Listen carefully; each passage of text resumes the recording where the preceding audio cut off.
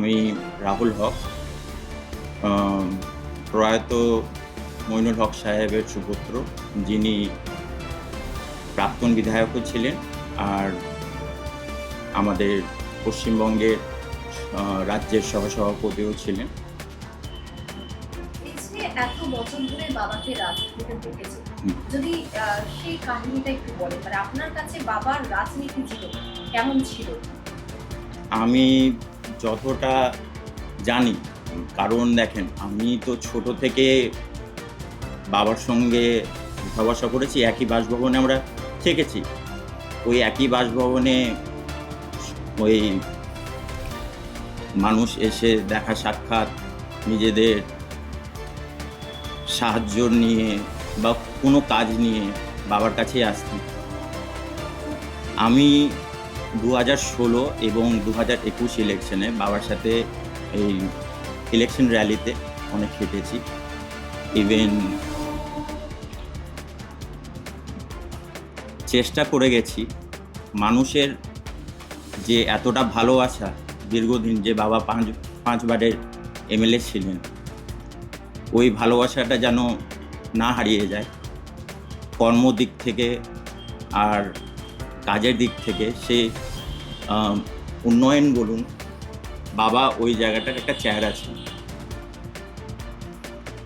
মানুষের যে কোনো সমস্যা বা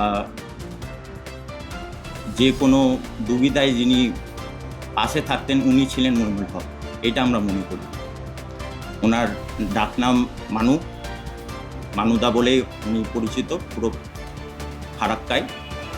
ইভেন আমরা ছোট থেকেই এটা জানি কি বাবা সে জায়গায় আছে মানুষকে হেল্প আউট করার কোনো দিক থেকে।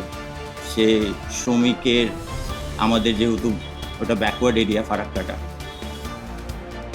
তো ওখানে কোনো মানুষের উন্নয়ন করা, সে খেলাধুলার দিক থেকে হোক, সে কোনো সাংস্কৃতিক কোনো প্রোগ্রামের দিক থেকে হোক, মানুষকে আরও বাড়াবা দিয়েছে, মোটিভেট করেছে কি আপনারা আরও ভালো করতে পারেন, তাদেরকে সেই জায়গায় নিয়ে গেছে। আজকে ফারাক্কাবাসীরা অভিভাবক হারা, আমাদের তো বলতে নেই, আমরা তো বটের গাছ হারিয়ে ফেলেছি, নিজের মাথার ছাদ হারিয়েছি। তাও যতটা পারছি এই পার্টিতে বাবার লাস্ট নিঃশ্বাস নিয়েছেন। তো এই তৃণমূল পার্টিটাকে আমরা চেষ্টা করে যাচ্ছি, সংগঠনটাকে চালিয়ে যাচ্ছি কি আগামীকালে আরও আগিয়ে নিয়ে যাওয়া। তাদেরকে যে শিক্ষা দিয়েছি, যে কালচারটা দিয়েছে, সেই কালচারে আমরা বড় হয়েছি। আমরা মানুষকে মানুষের মতন দেখি। তাদের কোনো প্রবলেম বা কোনো অসুবিধা হয়, সেই প্রবলেমের আমরা যতটা পারি চেষ্টা করি তাদের সলভ আউট করার। তাদের আজকে বাবা যেহেতু নেই, বাবার অনুপস্থিতিতে আমরা যতটা পারছি তিনার কাজগুলো এগিয়ে নিয়ে যাচ্ছি। তিনার যে মানসিকতা ছিল কি আমার একটা পার্টি, যে আমাকে জনসাধারণ আমাকে এক জায়গায় উঠিয়ে নিয়ে গেছে, সেই পার্টিকে আমি ছেড়ে দিব আর অন্য কোনো পার্টি চলে যাব, তার জন্যে সেটা ছিল ধর্ম চেঞ্জ করানো। তো সেটা আমি দেখছি, আমিও চেষ্টা করছি ওনার পদ্মচিহ্ন থেকে আমি এগিয়ে নিয়ে যাই, মানুষের পাশে যেন দাঁড়াতে পারি, ওনাদের ভরসা যেন জিততে পারি। আগামীকাল এই পার্টিটাকে আর এই সংগঠনটাকে মানুষের পাশে এই কারণে নিয়ে যাচ্ছি কেন কি তাদেরই জন্যে আমরা আজকে আছি। এই পার্টি, এই সংগঠন সম্পূর্ণ আমাদের মমতা ব্যানার্জি যে উন্নয়ন নিয়ে যাচ্ছে, এই উন্নয়নটাকে আরও যেন আগামীকাল আরও ভালো করে যেন তুলতে পারি, লোকদেরকে যেন বোঝাতে পারি কি আমাদের অগ্নি রক্ষা একজনই আছেন, তিনি হলেন মমতা বন্দ্যোপাধ্যায়। আর উনি যতক্ষণ আছেন পশ্চিমবঙ্গে, ততক্ষণ আমাদের কোনো ভয় নাই। আমরা একত্রভাবে থাকতে পারি, সবাইকে নিয়ে যেন চলতে পারি, এটাই আশা করি।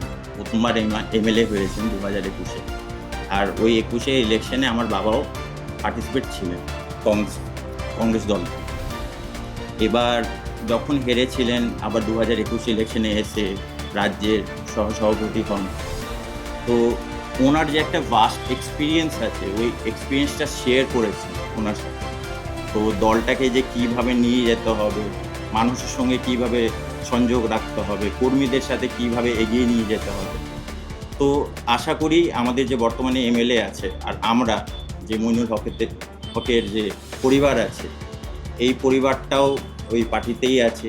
আমরা যতটা পারছি ওই জিনিসটাকে এগিয়ে নিয়ে যাচ্ছি। আর এমএলএ তো আছেন আমাদের, আর সকল কর্মী যারা আছে তাদেরকেও একটাই কথা বলবো, আপনারা আমাদের উপর ভরসা রাখুন। আমরা চেষ্টা করছি আপনাদেরকে গুরুত্ব দেওয়ার। এই দলটা যেন ভেঙে না যায়, দলটা যেন অটুট হয়ে থাকে। আর সকল যেটা তৃণমূলের পরিবার আমরা যত সদস্যরা আছে, সে পৌরসভার কর্মী হোক, আপনার পঞ্চায়েতের কর্মী হোক, বুথ রক্ষাকর হোক, তাদেরকে যেন আগামীকাল কোনো প্রবলেমে যেন না দেখতে হয়, সেটা আমরা আগেই নিয়ে যেতে চাই। এই কংগ্রেস একটা টাইমে ছিলেন উনি, আর পরে তো টিএমসিতে এসছেন, কিন্তু ওনার যে কানেকশনটা আছে সেই কংগ্রেসের একটা গ্রুপ আর টিএমসির একটা গ্রুপ, তাদের মধ্যে একটা ভালো সম্পর্ক রেখেছিলেন তিনি। আর সেই সম্পর্কটার আমি একটা চেহারা বলতে পারি। তো সেটাই নিয়ে আমি আগামীকাল নিয়ে যেতে চাইছি। আর সকলকে বলছি এটাই, কি পার্টি একটাই, আর একটাই পার্টি আমাদের বাংলাকে উন্নয়নের আগেই নিয়ে যেতে পারবে, সেটা হলো তৃণমূল। আর আমরা তাদের সৈনিক, এই সৈনিকরাই আগে নিয়ে যাব, একত্র হয়ে থাকতে হবে, এটাই আমি মনে করি। আগামীকাল আমাদের উন্নয়ন হবে। আপনারা সকলের সাক্ষী আছেন, বাবা উপর থেকে আশীর্বাদও দিচ্ছেন।